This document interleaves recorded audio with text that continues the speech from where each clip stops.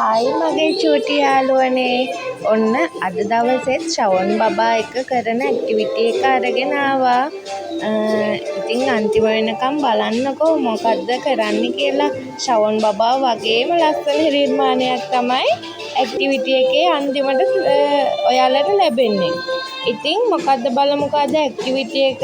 අනේ ලස්සන baby boy කෙනෙක් නේද මේ. බලමුකෝ අද ශවන් මොකද කරන්න කියලා. ඔන්න මන් දැන් බේබි බෝයි කෙනෙක් ඇඳලා එයාගේ කොණ්ඩේ තියෙන තැන පොඩි සිදුරු ටිකක් විදගත්තා. දැන් අපි ඒ සිදුරු වල ටිකක් ලොකු සිදුරු විද ගන්න ඕන. බලමුකෝ අපි ඒ සිදුරු විදගෙන මොකද කරන්න කියලා. ඔන්න මම දැන් ශවන් බබත් එක්ක එළියට යනවා ඒ නිර්මාණයක් අරගෙන.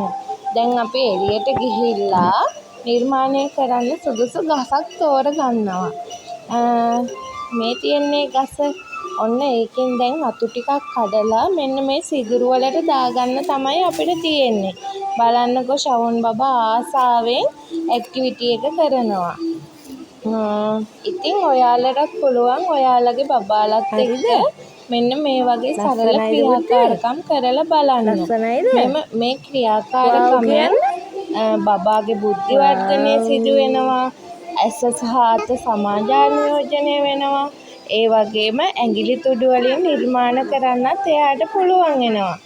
ඉතින් අපේ ශවන් බබාගේ වීඩියෝ එක හොඳයි නම් ලයික් එකක් කමෙන්ට් එකක් දාලා ෂෙයා කරන්න අමතක කරන්න එපා යාළුවනේ.